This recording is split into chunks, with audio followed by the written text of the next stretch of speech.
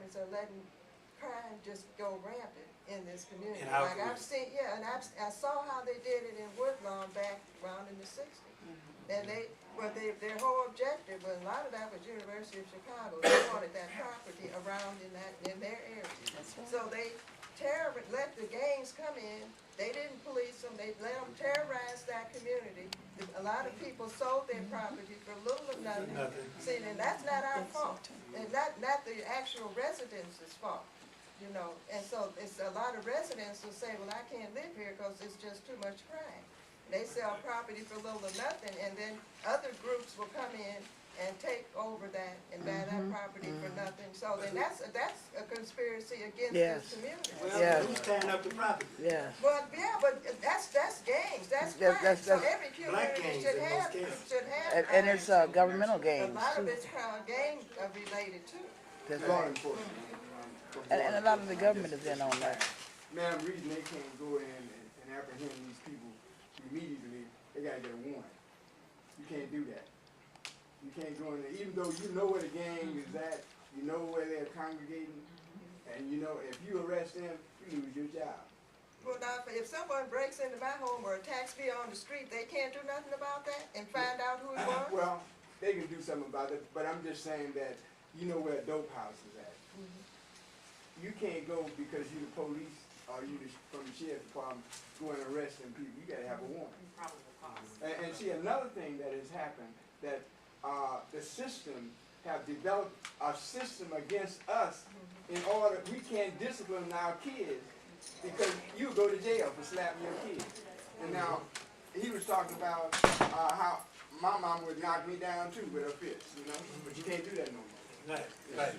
Okay, we're gonna try to move along here because we're gonna run out of time. Give me just a suggestion. Wait a minute, this lady had her hands up back there. Oh, hi. No, I was talking about, I grew up in Inglewood in the 60s, Inglewood. And back in the 60s, I grew up with drug gangbangers. But our parents in the 60s, we were more afraid of my mother than we were of the gangbangers. Even the gangbangers were more afraid of the mother. Really? The grandmothers in the neighborhood who also looked out for the kids. You know, but then they came up with this new, went from, you know, free love and all of this, and everybody started to get into the habit of just dropping out of school and getting on the welfare system, and the welfare was giving them everything. Right. So we had a generation of welfare. Mr. Johnson, Exactly. excuse me for cutting you off, ma'am. You have to finish, wrap up, sell your books, and all of that no later than 11:15. So Right. I just want to keep you on. Right, okay. Okay. But you're exactly right.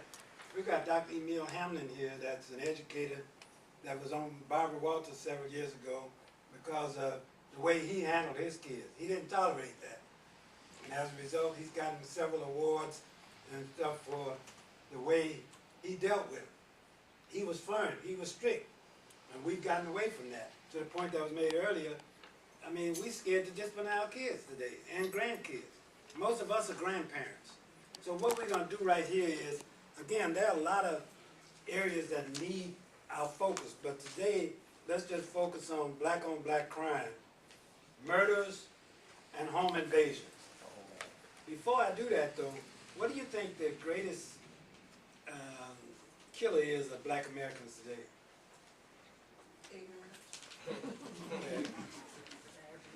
Abortion, black genocide. You said what?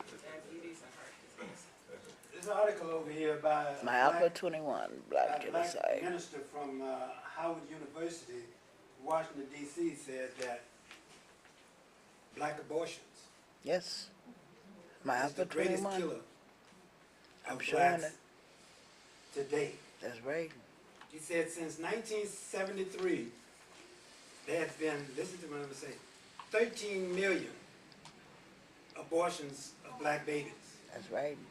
1/3 of the current population in the black community. 1/3 of the black population have been aborted since 1973. Okay, let's talk about, and maybe I'd like for each of us to leave here with at least 2 or 3 things that we can go back and begin to do, because it all starts with us in our homes, with our kids, with our grandkids, and with community groups that you work in, that you work with, you know. And let's just talk about, and I'll tell you some of the things that people told me that's in the book. Each of the books, one of the other things that I found, and I've got to move along here, is that I asked, why is it that we walking around acting like this is not happening? That's how the Wake Up came about. Why are we acting like these things are not happening in our community? That's right. A lady told me, she said, we're walking around like zombies. She said, we're just acting, oh, it's going to pass over, you know, it's going to get better.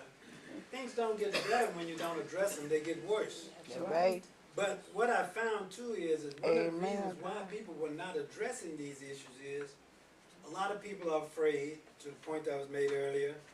And the other thing is, a lot of people don't have a clue about how to solve a problem. And that's why one of the things that I did was in this book, I put a problem solving matrix in there. And basically it shows the problem. This is called a fishbone. Those of you who, you know, know this is called a fishbone. And what it is the causes of the problem. You know, you can't solve a problem unless you know clearly what that problem is and what's causing it. But once you know that, you know, and you know the causes, then you decide from the data which cause impacts the problem the greatest.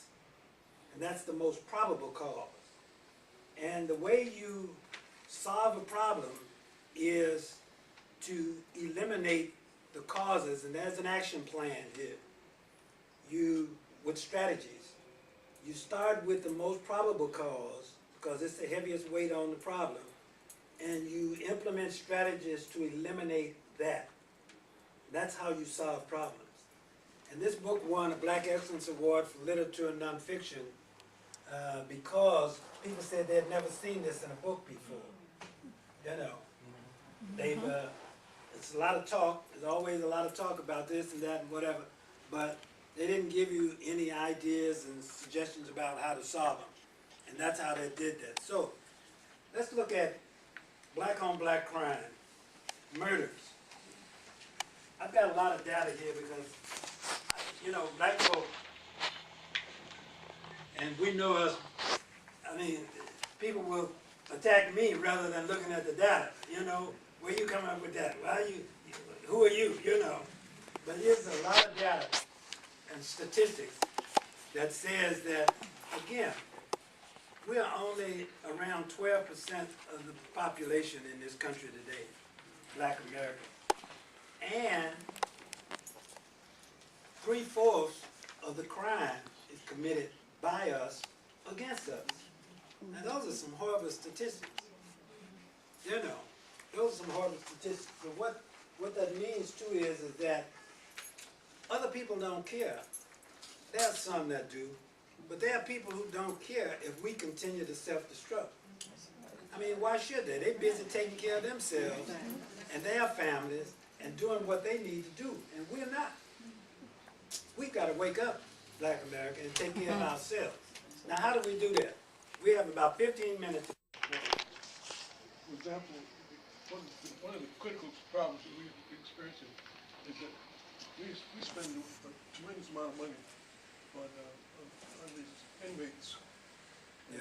And we're not getting anything.